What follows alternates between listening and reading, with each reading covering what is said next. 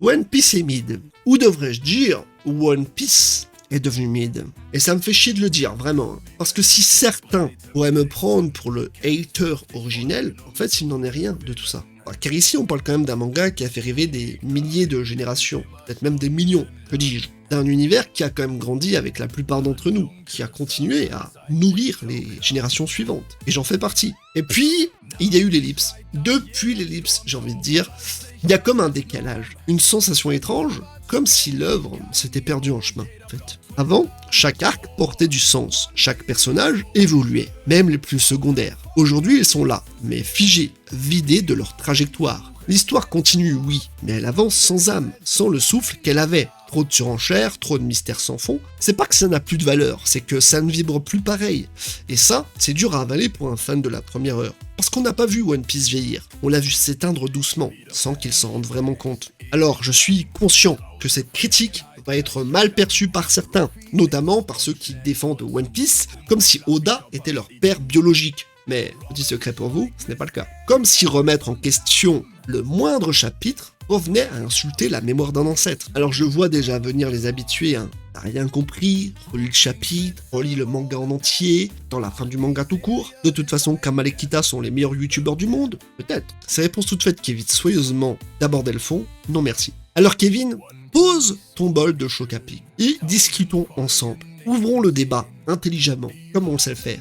Je suis pas là pour balancer des phrases en l'air, ni pour taper gratuitement sur One Piece. J'ai des arguments, et je vais les dire. Ils sont solides, réfléchis et construits, parce que c'est ce que je fais de mieux. Et j'attends des contre-arguments, pas juste des insultes gratuites, ou des copier-coller de fanboys qu'on a vu plein de fois. C'est ça la base d'un vrai débat au final. Confronter des idées, pas des égos. Alors insultez-moi si ça vous chante, mais faites-le avec le respect. Parce que si vous aimez vraiment One Piece au fond, vous devriez être les premiers à pouvoir en parler avec recul. Pas juste le sanctuariser comme quelque chose d'intouchable. Non, faut aller plus loin que ça. Je ne vais pas parler du style graphique d'Oda, parce que personnellement j'accroche pas des masses, je trouve qu'il charge beaucoup trop ses planches et que c'est pas non plus le meilleur dessinateur all time. Mais bon, c'est encore personnel. Pour le coup, je préfère largement Tite Kubo, qui est plus épuré et qui se concentre davantage sur les personnages, avec un décor minimaliste, voire absent. Et d'ailleurs, on le voit clairement ici, si Tite Kubo rajoutait des décors très détaillés, eh bien je trouve que ça perdrait beaucoup en charme, et aussi en clarté bien sûr. Je vais donc commencer par parler des personnages principaux, les Mugiwara, parce qu'ils sont quand même censés être le cœur de One Piece. Et comme beaucoup, j'ai été profondément touché par eux, surtout avant l'ellipse. Chaque membre de l'équipage portait une histoire, un fardeau, une blessure qui le rendait humain, réel, palpable. C'était pas juste des combattants dans un shonen, c'était des individus avec une identité forte, avec des objectifs personnels qui dépassaient parfois même la quête du One Piece. Et pour être honnête, il y en a qui, à mes yeux, surpassaient les autres, notamment Usopp. Pourquoi je l'aimais ? C'est parce que c'était le mec lambda au milieu de monstres. Un pleurnichard, un menteur, un lâche parfois oui. Mais justement, c'est ça qui le rendait grand. Il avait conscience de ses limites. Mais il se battait quand même. Il doutait, il flanchait beaucoup, oui, mais il revenait. Et merde, le moment où il affronte Luffy pendant l'arc Water 7, c'est pas juste une crise d'adolescence, mais bien un cri de fierté qu'on a à ce moment-là. Un mec fragile qui ose se dresser devant son capitaine parce qu'il croit en quelque chose. Il s'est dressé devant Luffy. Aujourd'hui, c'est quelque chose qui serait impensable. Ce jour-là, Usopp est devenu immense. Mais sérieux, avant l'ellipse, chaque Mugiwara avait son putain de moment. Pas juste une backstory à la va-vite, non, un truc qui te prend aux tripes. Zoro qui encaisse tout pour Luffy sans un mot, Sanji qui pleure pour un vieux pirate qui lui a donné à bouffer en se coupant la jambe, Robin qui hurle qu'elle veut vivre après une vie à fuir, Franky qui rigole fort pour pas exploser de douleur. Et en parlant de Franky, qu'est-ce que Oda a foutu à son design ? Avant, on avait quand même un Popeye en slip ultra charismatique, et maintenant, on a un SUV Transformers Eco Plus. Et tout le monde trouve ça normal. Mais bon, quoi qu'il en soit, Nami qui se sacrifie pour libérer son village, pendant que tout le monde la croit voleuse, Chopper rejeté par les siens, qui regarde mourir le seul homme qui l'a accepté, et Brook, le mec a passé 50 ans seul, dans le noir, avec les voix de ses potes morts dans sa tête. On comprend que son rire est une façade, et chacun avait un arc, une progression, un moment de grâce. Et puis est arrivé l'ellipse, hein. Ça arrive un moment. Et là, je sais pas ce qui s'est passé en vrai. Comme si tout s'était figé. Ils sont en fait devenus des rôles plus que des personnages, des putains de fonctions. Usopp a beau avoir pris du muscle, j'ai l'impression qu'il a perdu en substance. Il est là, il parle, il tire des plantes, mais son âme, je sais pas où elle est. Zoro a beau découper des montagnes, certes, il découpe plus gros qu'avant, c'est bien, hein, mais il n'a presque plus de conflits internes. Robin, un fantôme, Sanji, piégé dans des running gags de cul et des intrigues mal digérées. Mais, et ouais, y a quand même un mais, faut être honnête, et il a eu son moment. Whole Cake Island, c'est l'exception. Là, on l'a retrouvé. Brisé, tiraillé, le cœur en miettes entre sa loyauté pour Luffy et les chaînes de sa famille. Ce mec a pleuré en silence en préparant un gâteau. Il a ravagé son orgueil pour protéger ceux qu'il aime. Et pour ça, ouais, il a eu le droit à un vrai arc, un retour de flamme, un moment de grâce comme avant. Mais ce genre de moments, cousin, en fait, ils sont trop rares. Je dis pas qu'ils sont devenus nuls, attention. Je dis qu'ils ne vivent plus. Ils ne vivent plus individuellement. Et ça, pour une œuvre aussi humaine que One Piece, c'est quelque chose d'incompréhensible. Ce qui me dérange d'ailleurs profondément aussi, c'est la dynamique entre les personnages. Avant, il y avait une vraie alchimie, il se passait quelque chose, il y avait une vraie tension par moment. Pas juste parce qu'ils rigolaient ensemble, mais parce qu'ils vivaient ensemble, ou qu'ils se foutaient parfois sur la gueule entre deux repas. Non, loin de tout ça. Mais parce que chacun portait un rêve, un vrai, personnel, viscéral. Chopper voulait sauver des vies, Robin cherchait la vérité sur l'histoire du monde, Sanji voulait trouver All Blue, Zoro rêvait de devenir le meilleur sabreur, et ce n'était pas juste des gimmicks qu'on rappelait tous les 100 épisodes pour faire plaisir aux fanboys. C'était des moteurs, des raisons d'être, ça donnait de la tension, des désaccords, des choix difficiles. On avait l'impression qu'ils avançaient tous ensemble, mais pas pour la même chose, et ça c'était beau. Aujourd'hui, vous avez beau me dire tout ce que vous voulez, ils ne vivent plus pour eux-mêmes, ils gravitent autour de Luffy malheureusement. C'est plus un équipage, c'est une constellation qui tourne autour de son soleil, certes, mais bon, c'est un beau soleil, mais j'en ai rien à carrer. On a inversé un peu les pôles. Leur rêve, leur individualité passe au second plan. C'est plus je veux réaliser mon rêve en naviguant avec toi, c'est devenu je t'aide à accomplir ton rêve parce que tu es mon capitaine. Et ouais, ça a l'air loyal, noble, plein de camaraderie, tout ce que vous voulez, mais en réalité, c'est une perte de nuances énorme. C'est subtil comme glissement, mais ça change tout. On ne parle plus d'un groupe de marginaux aux ambitions dévorantes qui unissent leurs forces, mais d'une garde rapprochée au service du héros. Et qu'on comprenne bien, je parle pas juste du manque de mise en avant, je parle d'un changement structurel dans la narration. Chaque arc est centré sur Luffy, ses exploits, son éveil, sa grandeur, mais les autres au fond, supporters, sidekicks, tout au plus figurants de luxe, même dans les rares moments de gloire, c'est souvent pour servir l'avancement du capitaine. On a l'impression qu'ils ne vivent plus pour eux-mêmes, mais pour le projet Luffy. Et franchement, c'est dommage, parce que One Piece, c'était aussi ça. Une bande de fêlés, chacun avec sa folie, son histoire, son cap. Aujourd'hui, j'ai du mal à croire qu'ils avancent encore en tant qu'individus. Et sans cette richesse-là, la magie se dilue. Et je vais vous dire une chose, je fais partie de la team qui a préféré la série One Piece. Pourquoi ? Parce que j'ai trouvé la dynamique entre les personnages beaucoup plus intéressante et réelle. Notamment entre Nami et Zoro qui était, 1000 fois plus intéressante que ce qu'on a dans le manga, où c'est vraiment anecdotique. Et vous voulez des exemples de teams qui fonctionnent parfaitement ? Eh bien, il y a par exemple les Gardiens de la Galaxie. Ça s'embrouille, ça s'engueule, mais tous s'aiment profondément. Même Rocket Raccoon, qui est le plus sarcastique, a une profondeur qu'aucun Mugiwara n'a. Mais je pourrais aussi parler de Final Fantasy, notamment le remake et le rebirth du 7 qui m'a fait comprendre ce qu'est une vraie team. Et je ne ferai même pas l'audace de parler de la JoJo Team de la partie 5 par exemple, ou encore de la team de Yu Yu Hakusho qui est nettement plus intéressante. Mais on pourrait continuer longtemps, par exemple les capitaines de Bleach ont une dynamique plus intéressante, le groupe de Toriko est nettement plus intéressant aussi,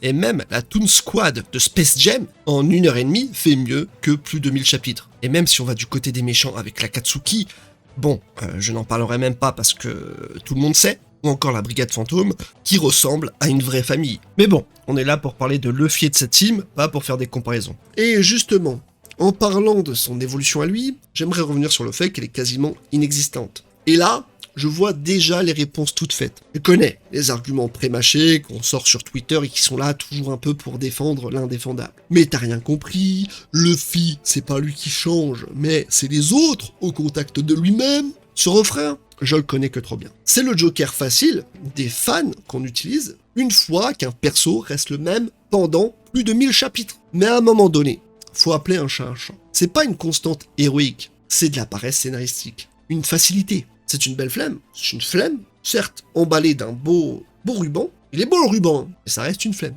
Et tout ça doré avec du symbolisme, parce que le symbolisme, dans One Piece, il est partout. C'est pas comme ça que ça marche. Luffy, c'est le même gamin têtu qui fonce tête baissée, mange, tape, gueule et répète les mêmes phrases depuis East Blue. Mais maintenant, on veut nous faire croire que chaque sourire est une métaphore sur la liberté et chaque baston un moment de grâce narrative. Non, il faut arrêter de crier au génie à chaque fois que Oda prend une décision ou qu'il pète dans un bocal, comme si chaque page était un verset sacré. Il y a eu des fulgurances, c'est indéniable. Il y a eu de la maîtrise, surtout avant. Mais aujourd'hui, il faut le dire, certaines mécaniques tournent à vide. Et l'évolution de Luffy, ou plutôt son absence, en est l'exemple parfait. Parce qu'un héros figé, c'est pas un héros stable. C'est un héros qui stagne. Et dans un monde aussi vaste, aussi riche, où chaque île pourrait remettre en question ses choix, ses valeurs, son ambition, le voir toujours réagir de la même manière, c'est frustrant, bordel. Pas parce qu'on veut qu'il devienne un philosophe ou un politicien, attention, mais juste parce qu'un voyage, c'est censé transformer. Nous aussi, on évolue. À 20 piges, t'as la rage au ventre, des certitudes plein la tête. Tu veux prouver au monde que t'existes. À 30, t'as goûté à la trahison, à la perte, au doute, t'es plus le même. Et c'est normal. Si t'es toujours exactement la même personne 10 ans plus tard, c'est que t'as rien vécu, concrètement. Rien qui t'est bousculé, retourné, façonné. Grandir, c'est pas trahir qui on est, c'est creuser plus profond. Voir Luffy réagir toujours pareil, comme s'il était figé dans l'ambre de ses 17 ans, bah ouais, c'est frustrant. Il donne l'impression d'être passé par l'enfer sans jamais en ressortir autrement qu'en rigolant. Et ça, franchement, c'est plus une faiblesse qu'une force. Finalement, les seules fois où Luffy a été emprunt au doute, à la colère, à la douleur, c'était avant l'ellipse. Et en parlant de mauvaises décisions, difficile de ne pas aborder le Gear 5. Pour certains, c'est la meilleure transformation all-time. Un truc révolutionnaire, incroyablement libre, disent-ils. Mais je veux bien qu'on m'explique l'audace, la créativité, l'anti-sérieux assumé, tout ça. Mais à un moment, faut revenir sur Terre. Un mec qui rebondit comme une balle en criant Nika Nika comme si c'était un Pokémon, pendant qu'il fait des grimaces à la Tom et Jerry. Sérieusement, hein, c'est ça donc l'idée du siècle? La meilleure transformation all-time? Arrêtez de me prendre pour un con. Non, parce que j'en vois beaucoup s'enflammer. C'est trop profond en fait. C'est symbolique. Tu comprends pas, en fait c'est la liberté incarnée. Il est libre de tout. C'est ça en fait. T'avais pas compris? Non. Bon, très bien, soit.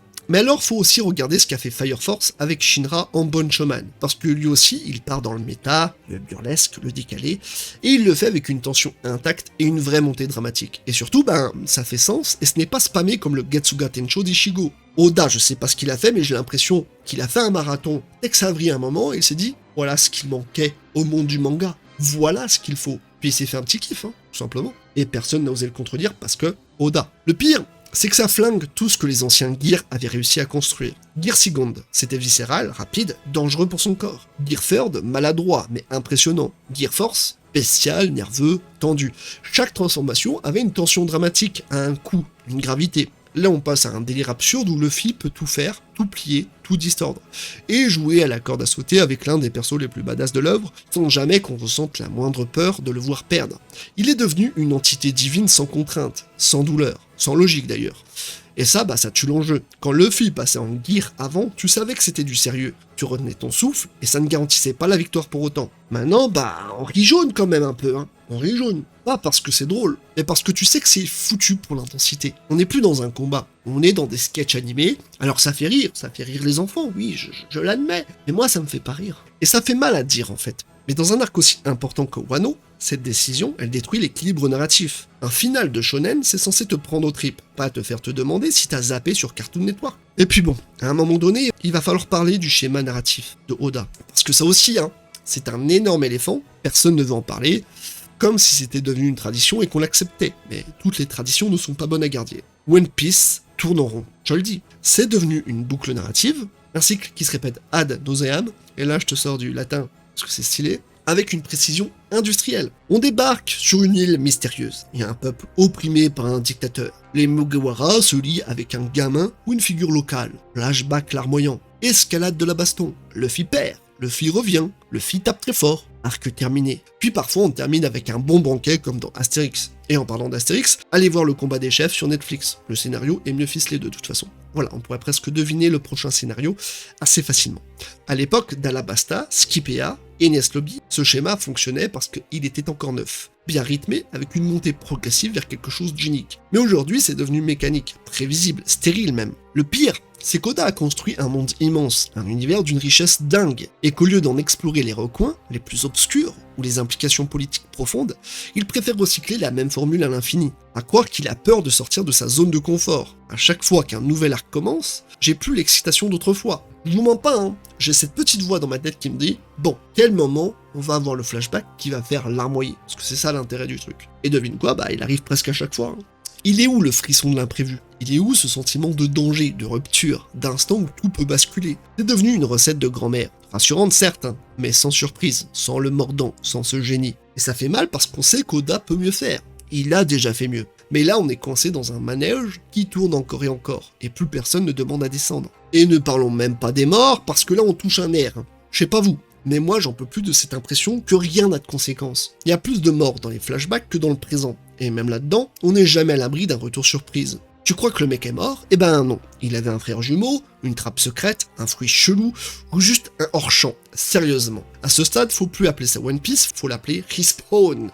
Et c'est frustrant, parce qu'au fond, Oda sait écrire la mort. Il l'a déjà fait. Il nous a déjà brisé le cœur avec Ace, avec Belle-Mère, avec le docteur Iluluk, avec Oden. Mais tu remarques un truc, c'est souvent dans le passé. C'est là qu'il excelle d'ailleurs. Le mec est un architecte quand il s'agit de poser les fondations du monde, de construire un peuple, une culture, un drame, tout ça en 3 chapitres et demi.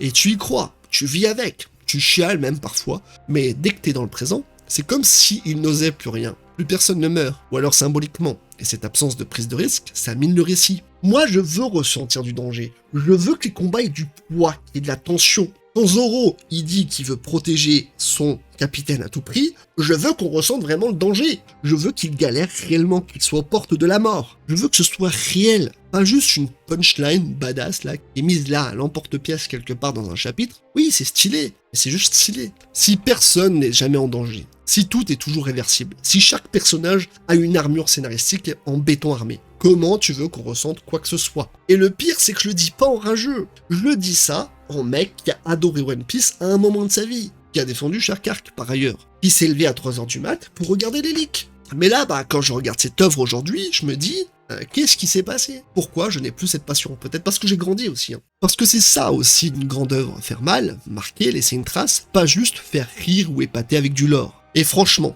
s'il y a bien un domaine où Oda éclate tout, c'est dans les flashbacks. Le mec pourrait arrêter de dessiner dans le présent, hein, et se concentrer essentiellement sur le passé, sur les flashbacks. Moi, ça me dérangerait pas en tout cas. Donne-lui juste un peu de drame, un passé tragique et une musique triste en fond et bam, chef-d'œuvre. Il a cette capacité quasi malsaine à nous faire s'attacher à un personnage en 3 pages, pour ensuite nous achever émotionnellement sans prévenir. On lit ça et on a les yeux humides comme si on avait perdu un pote d'enfance. Et c'est pas juste triste pour faire pleurer dans les chaumières. Chaque flashback sert à ancrer, à expliquer pourquoi ce personnage agit comme il agit et ce qu'il traîne dans ses tripes. Oden, une masterclass de A à Z, avec une fin qui reste gravée dans la gorge. Fisher Tiger, Iluluk, même Senor Pink, avec son histoire de bébé et de femme dans le coma, Rosinante, le clown triste qui crève dans le silence pendant que l'eau s'enfuit, même Kuma récemment qu'on pensait une machine sans âme, avant de découvrir qu'il s'est littéralement offert en martyr pour protéger sa fille. Et vous voyez le truc ou pas? Ça concerne ni Luffy, ni l'équipage. Les meilleurs moments de l'œuvre sont quand ils sont absents. C'est con, hein? Ce sont des à côté, et pourtant, ce sont leur histoire qui marque le plus. Parce que dans le flashback, Oda ne parle pas d'aventure, il nous parle d'humanité. Et c'est dans ces moments-là qu'il est le plus vrai. Et je veux aussi revenir sur les mystères. Parce que là encore, faut poser les cartes sur la table. Oda en fait trop, beaucoup trop. Et pourtant ça marche. Et tu sais pourquoi ça marche? Parce qu'il a compris un truc que la plupart des auteurs ne maîtrisent pas aussi bien. L'art de générer du bruit, des théories, des vidéos, des threads, des spéculations à n'en plus finir. Chaque case devient un terrain de fouille archéologique. Chaque mot est disséqué comme un verset religieux. Et au fond, c'est ça qui maintient One Piece vivant aujourd'hui. Pas les arcs, ni les personnages, mais bien les mystères. Parce que ces mystères, c'est du carburant à engagement. Tu balances un nom chelou, un symbole dans un coin de case, une silhouette à moitié visible, et bam, la machine s'emballe. Il y a une vidéo YouTube qui sort, un tweet qui fait 20 000 likes, des gens qui parcourent 800 chapitres pour prouver que c'est prévu depuis le tome 3. Bref, ça marche. Et je vais vous dire, Oda le sait tout ça. C'est pas un naïf, hein. C'est pas juste un mangaka d'ailleurs. C'est un putain d'influenceur, au sens pur du terme. Il a compris les codes avant même que les codes ne naissent. Il connaissait la recette de l'algorithme avant même que tout ça existe. Le teasing, l'intrigue laissée en suspense, les noms énigmatiques, il enchaîne ça comme un pro du contenu. Il fait du storytelling viral, du suspense algorithmique. Et c'est brillant, mais c'est aussi problématique. Parce qu'à force d'empiler les mystères, de repousser les révélations, de créer des attentes énormes, il joue avec le feu. Tout le monde n'est pas capable d'apporter des réponses à la hauteur du build-up. Et la vérité, c'est qu'on commence à le sentir. Certaines révélations tombent à plat, d'autres sont juste repoussées indéfiniment. Et à force, on consomme One Piece comme on scrolle sur TikTok, dans l'attente du prochain petit choc, du prochain indice, sans même savourer ce qu'on lit vraiment. Alors qu'en vrai, le plus grand mystère, personne n'en parle, c'est de savoir comment cette femme, qui fait quand même 8,80 m, a pu procréer des enfants qui font 1,66 m, soit une taille normale. Alors moi, je veux bien croire tout ce qu'on veut, mais qu'on me fasse croire que des gens normaux qui font donc 1,70 m, une taille plutôt normale, puissent cohabiter avec des trans de 4,50 m par exemple, ou des géants de 8,80 m, sans que j'ai besoin d'enterrer ma suspension consentie de l'incrédulité. Bon, il y a quand même des limites aussi, mais bon, admettons. Alors moi, j'ai pas peur de le dire. Oda est un génie du mystère, mais aussi un as du marketing, émotionnel surtout. Il sait comment créer de la hype, et pas forcément comment la résoudre. Et c'est là qu'il faut se demander, est-ce qu'on lit encore One Piece pour son histoire, ou juste pour ne pas rater la prochaine théorie qui va exploser? Et maintenant, faut vraiment qu'on rentre dans le lard, parce que c'est là que ça pique vraiment. Je vais le dire clairement, sans détour, il y aura indubitablement des déçus à la fin de One Piece, quand la vérité sur le One Piece tombera. Et c'est pas un truc pessimiste ou gratuit que je vous dis, c'est juste la logique inévitable d'une attente démesurée. Ça fait près de 30 ans qu'on fantasme, qu'on théorise, qu'on se projette. Le One Piece est devenu un Graal, pas un trésor, un concept. Un symbole de tout ce que chacun y projette. Certains veulent une arme surpuissante, d'autres une vérité sur le monde, certains espèrent un twist philosophique, d'autres un délire émotionnel à la Toy Story, mais le problème, c'est que plus le mystère dure, plus il se déconnecte de ce que l'auteur peut vraiment livrer. Et c'est là que la désillusion devient inévitable. Tu peux pas nourrir une promesse pendant 1000 chapitres et livrer une fin qui satisfera tout le monde. C'est impossible. Et c'est encore plus vrai quand cette promesse repose sur un mystère aussi flou, aussi sacralisé. Même si Oda avait l'idée la plus brillante du monde, elle serait automatiquement en dessous des milliers de théories géniales, absurdes ou profondément intimes que chacun a construites dans sa tête. Parce que le vrai One Piece, pour beaucoup, il existe déjà. Il est mental, subjectif, émotionnel. Et là on en revient à ce qu'on disait juste avant. Oda est un maître de la hype.